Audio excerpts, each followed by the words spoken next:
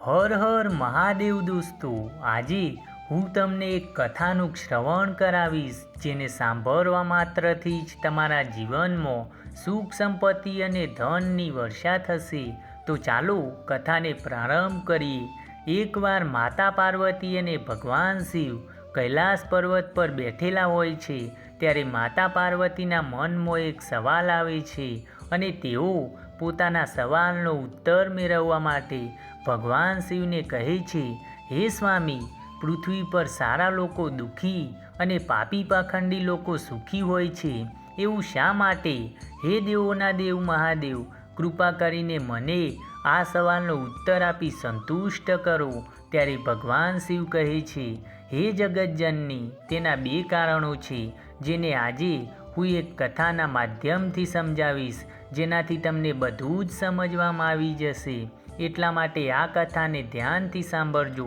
એક સમયની વાત છે. એક ગામમાં એક બીમાર મહિલા સ્ત્રી રહેતી હતી.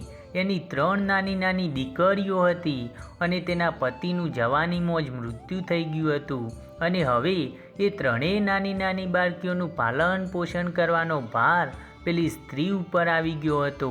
હવે પેલી સ્ત્રી એ 3 બાળકીઓને લઈને જાય તો જાય ક્યો, અને તે સ્ત્રી કંઈ કામ ધંધો પણ નહોતી કરી શકતી અને ઉપરથી સમાજની આડી અવડી વાતો તેને કંઈ કરવા પણ નહોતી દેતી. બિચારી લાચાર તે સ્ત્રીને કોઈ પણ સહારો નહોતું આપતું અને તે હંમેશા રડી રડીને પોતાની દીકરીઓનું પાલન પોષણ કરતી હતી અને હવે તેના પતિના ના હોવાની ચિંતામાં તે બીમાર થઈ ગઈ અને તેને પોતાની બાળકીઓની ચિંતા થવા લાગી કે કેવી રીતે મારી દીકરીઓનું પાલન પોષણ થશે. હવે એવી વાતોને યાદ કરીને તે એક દિવસે વધારે બીમાર થઈ ગઈ. હવે તેને એવો આભાસ થવા લાગ્યો કે તેનો અંતિમ સમય નિકટ આવી ગયો છે અને ત્યારે તેના પ્રાણ લેવા માટે યમરાજનો એક દૂત યમરાજની આજ્ઞા લઈને ધરતી પર આવ્યો. પણ તેનો નજરિયો જોઈને તે દુવિધામાં પડી ગયો. તેને જોયું કે તે મહિલા જમીન પર પડેલી છે. હવે તેની આગળ પાછળ કોઈ જ નથી, ફક્ત તેની 3 દીકરીઓ છે જે તેના શરીર પર માથું નાખીને રડી રહી છે. તે બાળકીઓ રડી રડીને પોતાની માને જગાડી રહી હતી. હવે આવું દ્રશ્ય જોઈને પેલા યમદૂતને દયા આવી ગઈ અને તેને વિચાર કર્યો કે આ બાળકીઓના પિતા તો પહેલાં જ મૃત્યુ પામ્યા છે અને જો હું આ મહિલાના પ્રાણ લઈ જઈશ તો આ નાની નાની બાળકીઓ કોના સહારે રહેશે? કોણ એમનું પાલન પોષણ કરશે? એવું વિચારીને તે દેવદૂત પેલી વિધવા સ્ત્રીના પ્રાણ લીધા વગર જ યમલોકમાં પાછો ફર્યો અને જ્યારે તે યમલોકમાં પહોંચ્યો ત્યારે યમરાજ કહેવા લાગે છે, હે યમદૂત, તું તો પેલી મહિલાના પ્રાણ લેવા ગયો હતો, તો પછી ખાલી હાથે પાછો કેમ આવ્યો? ત્યારે તે દેવદૂત કહે છે, હે સ્વામી, મારી ભૂલને માફ કરી દો. હું ઈચ્છીને પણ તે મહિલાના પ્રાણ લઈને નથી આવ્યો. જો કદાચ તમે મારી જગ્યાએ હોત તો તમે પણ તે સ્ત્રીના પ્રાણ લીધા વગર જ પાછા આવ્યા હોત. હે સ્વામી, હું તે મહિલાની બાળકીઓનું દુઃખ ના જોઈ શક્યો. તે બાળકીઓ રડીને પોતાની માને જગાડી રહી હતી. ત્યાં તેમને જોવાવાળું પણ કોઈ ન હતું. જો કદાચ હું એ સ્ત્રીના જીવ લઈને આવ્યો હોત તો એ બાળકીઓનું પાલન પોષણ કોણ કરત? પૃથ્વીલોકના મનુષ્યો તો એટલા સ્વાર્થી બની ગયા છે કે વગર મતલબે તો કોઈ કોઈનો સહારો પણ નથી બનતું.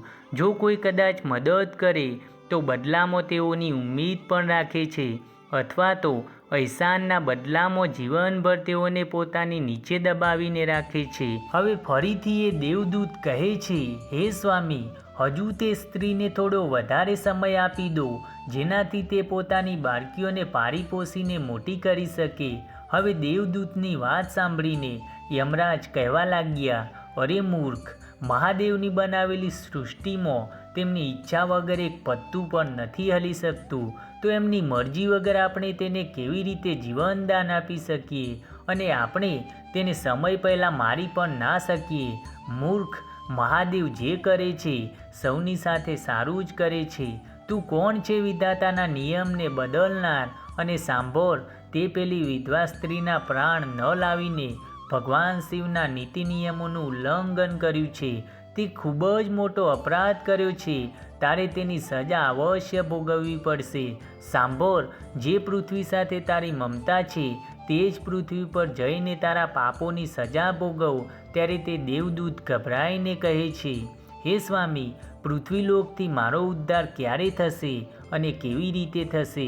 પછી યમરાજ કહે છે, ધરતી પર જઈને તું તારી મૂર્ખતા પર ખિલખિલાઈને 3 વાર હસીશ, એ સમયે જ તારો ઉદ્ધાર થઈ જશે. એટલું કહીને યમરાજે તે દેવદૂતને ધરતી પર મોકલી દીધો. જેવો જ તે ધરતી પર પહોંચ્યો ત્યારે તે મનુષ્ય શરીરમાં આવી ચૂક્યો હતો. તેના શરીર પર વસ્ત્ર ન હતા. જે મનુષ્ય જન્મ લે છે એ સમયે તે નગ્ન જ હોય છે, તેવી જ રીતે તે પણ બની ગયો અને એક સડકના કિનારે ધ્રુજતો એક કોનામાં બેસી રહ્યો હતો. તે સમયે ઠંડી ખૂબ જ પડી રહી હતી. ત્યારે ત્યાંથી એક મોચી ગુજર્યો અને ત્યારે તેની નજર પેલા દેવદૂત પર પડી અને ત્યારે મોચીને લાગ્યું કે આ વ્યક્તિ ઠંડીમાં ધ્રુજી રહ્યો છે અને હું મારા બાળકોને ઠંડીમાં રક્ષણ આપે તેવા કપડાં લેવા જઈ રહ્યો છું. હવે રસ્તામાં તે દેવદૂતને ઠંડીમાં ધ્રુજતો જોઈ પેલા મોચીને દયા આવી ગઈ અને પછી તેને પોતાની પત્ની અને બાળકોના કપડાં ન લીધા અને પેલા મોચીને ઠંડીમાં રક્ષણ આપે તેવા કપડાં અને ધાબળો ખરીદી લીધો અને પછી પેલા વ્યક્તિને આપી દીધા. પછી પેલો દેવદૂત કહેવા લાગ્યો, ભાઈ, તમે મને કપડાં આપીને મારા પર ખૂબ જ મોટો ઉપકાર કર્યો છે. કપડાં આપીને તમે મને ઠંડીથી તો બચાવી લીધો, પરંતુ મારી પાસે ના કોઈ ઘર છે અને ના કોઈ પરિવાર અને ભોજનની પણ વ્યવસ્થા નથી. ત્યારે પેલો મોચી બોલ્યો, હે ભાઈ, તું ચિંતા ન કર, તું મારા ઘરે ચાલ, હું તારી બધી જ જરૂરિયાતો પૂરી કરીશ. અને પછી પેલો મોચી દેવદૂતને લઈને પોતાના ઘરે પહોંચ્યો. ત્યારે પેલા મોચીની પત્નીએ જોયું કે મારા પતિ તો બાળકો માટે કપડાં લેવા ગયા હતા પણ કપડાં તો લાવ્યા નથી અને ઉપરથી આ ભિખારીને મારા ઘરે લઈને આવ્યા છે. પછી મોચીની પત્ની મોચી સાથે ઝઘડવા લાગી, એને સારું ખોટું કહેવા લાગી. હવે એ બધું જોઈને પેલો દેવદૂત જોરથી હસવા લાગ્યો. ત્યારે પેલા મોચીએ તેને હસતો જોઈને કીધું, અરે ભાઈ, તું શા માટે હસી રહ્યો છે? એવું તો શું જોઈ લીધું? ત્યારે પેલા દેવદૂતે કહ્યું, ભાઈ, મારા હસવાનું રહસ્ય હું તમને ના બતાવી શકું. સમય આવવા પર હું તમને સ્વયં બતાવી દઈશ. હવે તે દેવદૂત મોચીના ઘરમાં રહેવા લાગ્યો અને થોડાક જ દિવસોમાં તેને મોચીનું કામ શીખી લીધું અને તે દેવદૂતના બનાવેલા ચંપલ અને જૂતા ખૂબ જ પ્રસિદ્ધ થઈ ગયા અને થોડાક જ દિવસોમાં પેલો મોચી ધનવાન બની ગયો. દૂર દૂર સુધી તેના ચંપલ પ્રસિદ્ધ થઈ ગયા હતા અને ત્યાં સુધી કે રાજા મહારાજાઓના ચંપલ પણ તે મોચીને ત્યાં બનાવવામાં આવતા હતા. અને જે દિવસથી પેલો દેવદૂત મોચીના ઘરે આવ્યો હતો ત્યારથી પેલા મોચીની કિસ્મત તો ચમકી જ ઉઠી હતી. હવે મોચીના ઘરમાં ધન સંપત્તિની કોઈ કમી ન હતી, બધું જ સારી રીતે ચાલતું હતું. ત્યારે એક દિવસની વાત છે, રાજાનો એક સૈનિક ચામડું લઈને તે મોચીની પાસે આવ્યો અને કહ્યું, જો અમારા મહારાજ આ ચામડાના બનાવેલા જૂતા પહેરવા ઈચ્છે છે અને આ ચામડું ખૂબ જ કિંમતી છે અને તું આ ચામડામાંથી એક જોડી જૂતા તૈયાર કરી દે. પણ યાદ રાખજે, આ ચામડું કોઈ પણ કિંમતમાં ખરાબ ન થવું જોઈએ. એ વાતનું વિશેષ ધ્યાન રાખજે. આ ચામડામાંથી ફક્ત જૂતા જ બનવા જોઈએ. ભૂલથી પણ આના ચંપલ ના બનાવી દેતો. હવે રાજાનો સૈનિક ચામડું આપીને જતો રહે છે અને આ બાજુ પેલો મોચી પણ દેવદૂતને સમજાવે છે કે જો આ રાજાના જૂતા છે, આમાં કોઈ પણ જાતની ભૂલ ના કરતો અને ચામડું પણ ખૂબ જ ઓછું છે, એટલા માટે આ ચામડું ખરાબ ન થવું જોઈએ. જૂતા જ બનાવજે. જૂતાની જગ્યાએ ભૂલથી પણ ચંપલ ના બનાવી દેતો. જો આપણાથી કોઈ પણ ભૂલ થઈ જશે તો કઠિનથી કઠિન સજા મળશે. હવે મોચીના આટલું કહેવા છતાં પણ પેલા દેવદૂતે તે ચામડામાંથી ચંપલ જ બનાવ્યા. હવે તે ચંપલ જોઈને પેલો મોચી ગભરાઈ ગયો અને તે પેલા દેવદૂતને દાટવા લાગ્યો અને ત્યારે તે વધારે ગુસ્સામાં આવીને લાઠી લઈને પેલા દેવદૂતને મારવા લાગ્યો અને કહેવા લાગ્યો, અરે મૂર્ખ, તને વારંવાર સમજાવ્યો હતો કે જૂતા જ બનાવવાના છે, પણ તે તો ચંપલ બનાવી દીધા છે. હવે રાજા આપણને છોડશે નહીં. તું પણ મરીશ અને સાથે સાથે હું પણ મરી જઈશ. એ આપણા પૂરા પરિવારને ફાંસી પર ચડાવી દેશે. હવે મોચીને અત્યંત દુઃખી જોઈને દેવદૂત બીજી વાર ખિલખિલાટ હસવા લાગ્યો. ત્યારે ફરીથી મોચી બોલ્યો, અરે મૂર્ખ વ્યક્તિ, કામ બગાડીને હસી રહ્યો છે? પેલી બાજુ જો, જૂતા લેવા માટે રાજાનો સૈનિક આવી રહ્યો છે. હવે જ્યારે પેલો સૈનિક તે બંનેની પાસે પહોંચ્યો ત્યારે તેઓને કહ્યું, કાલ હું જે ચામડું આપીને ગયો હતો તેના જૂતા ન બનાવતા અને ચંપલ બનાવજો, કેમ કે અમારા રાજાનું દેહાંત થઈ ગયું છે અને અમારા રાજ્યની એક પ્રથા છે કે મૃત્યુ પામનાર વ્યક્તિને ચામડાના ચંપલ બનાવી તેને પહેરાવીને ઊંઘાડવામાં આવે છે. હવે પેલા સૈનિકની વાત સાંભળીને પેલા મોચીને એવું લાગ્યું કે જેમ મરેલા શરીરમાં જીવ આવ્યો હોય. તેના હાથમાંથી પેલી લાઠી છૂટી ગઈ અને તે પેલા દેવદૂતના પગમાં પડી ગયો અને તેનાથી માફી માગવા લાગ્યો. ત્યારે પેલા દેવદૂતે કહ્યું, કંઈ વાંધો નહીં ભાઈ, હું તો મારી સજા ભોગવી રહ્યો છું. ત્યારે પેલા મોચીએ કહ્યું, કેવી સજા? ત્યારે પેલો દેવદૂત બોલ્યો, સમય આવવા પર બધું જ જાણવા મળી જશે. હવે તેના બીજા દિવસે તેની દુકાન પર 3 છોકરીઓ એક ઘરડી ડોશી સાથે આવી. તેમના લગ્ન થવાના હતા, એટલા માટે તે 3 તેમના જૂતાના માપ આપવા માટે આવી હતી. અને ત્યારે પેલો દેવદૂત તે 3 છોકરીઓને ઓળખી જાય છે અને તે વિચાર કરે છે કે આ તો પેલી જ 3 છોકરીઓ છે જેની માતાનો જીવ ન લઈ જવાના કારણે આજે હું મારા કરેલા કર્મની સજા ભોગવી રહ્યો છું. હવે આ 3 છોકરીઓ ઘણી મોટી થઈ ગઈ છે. લાગે છે આ 3 છોકરીઓને કોઈક સારા ઘરમાં પાળી પોસીને મોટી કરવામાં આવી છે. ત્યારે તેઓની બાજુમાં ઊભેલી પેલી વૃદ્ધ સ્ત્રી બોલે છે, હા બેટા, બાળપણમાં આ છોકરીઓની મા મૃત્યુ પામી હતી, એટલા માટે મેં આમને મારી પાસે રાખી લીધી.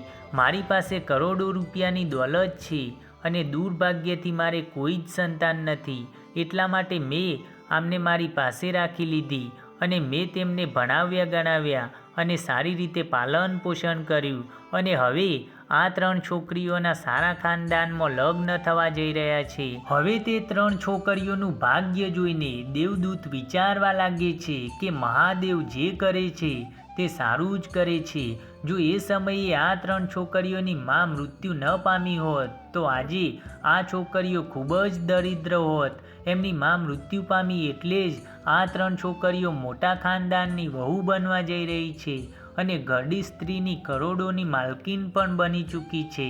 હવે આ બધું જોઈ દેવદૂત પોતાની બધી જ મૂર્ખતાઓને યાદ કરીને જોર જોરથી હસવા લાગ્યો અને મોચીને બધી જ સત્ય હકીકત જણાવે છે અને કહે છે, હું એક દેવદૂત છું અને અત્યારે આ જે 3 છોકરીઓ જૂતાનું માપ આપીને ગઈ છે તેમની માતાને હું લેવા માટે આવ્યો હતો, પણ એ સમયે આ 3 છોકરીઓ નાની નાની હતી, એટલા માટે તેમના પર દયા ખાઈને હું તેમની માતાનો જીવ ન લઈ ગયો અને એમના પિતાનું પહેલાં જ નિધન થઈ ગયું હતું અને એ કારણથી જ યમરાજે મને શ્રાપ આપીને ધરતી પર મોકલી દીધો અને હું વસ્ત્ર વગર જ એક સડક કિનારે બેસીને ઠંડીમાં ધ્રુજી રહ્યો હતો અને એટલા માટે તું મને તારા ઘરે લઈને આવ્યો અને તે સમયે તારી પત્ની તારી સાથે ખૂબ જ લડી હતી, કેમ કે તે તારા બાળકોના કપડાં લેવાને બદલે મારા કપડાં લઈ લીધા હતા. ત્યારે હું પહેલીવાર તારી પત્નીની મૂર્ખતા જોઈ ખૂબ જ હસ્યો હતો, કેમ કે તારી પત્ની એ લાભને નહોતી જોઈ શકતી જે મારા કારણે આવવાથી તારા ઘરમાં થવાનો હતો. અને બીજી વાર હસવાનું મને ત્યારે આવ્યું જ્યારે તે રાજાના જૂતા ન બનાવેલા જોયા અને ત્યારે તું દંડો લઈને મારી પાછળ ભાગ્યો અને તે સમયે તું રાજાના વિશે વિચારી રહ્યો હતો, પણ તને એ ખબર નહોતી કે રાજા સાથે કઈ ઘટના ઘટવાની છે જેના કારણે રાજાને જૂતાથી વધારે ચંપલની આવશ્યકતા પડશે. ઘણીવાર આપણી સાથે પણ એવું જ થાય છે.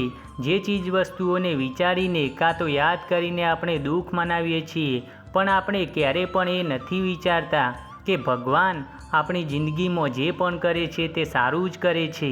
એવું વિચારીને આપણી જિંદગીમાં આપણે આગળ વધવું જોઈએ. અને સારા લોકો દુઃખી એટલા માટે રહે છે કે એમની સાથે ભગવાન હોય છે અને તેમની સાથે પાછળથી અવશ્ય સારું થાય છે. અને અંતમાં દેવદૂત મોચીને સમજાવી ત્રીજી વાર પોતાની મૂર્ખતા પર હસે છે અને યમલોકમાં પાછો જતો રહે છે. હે દેવી, આજની આ કથામાંથી તમને બધું જ સમજવામાં આવી ગયું હશે કે શા માટે સારા લોકો દુઃખી અને પાપી લોકો સુખી રહે છે.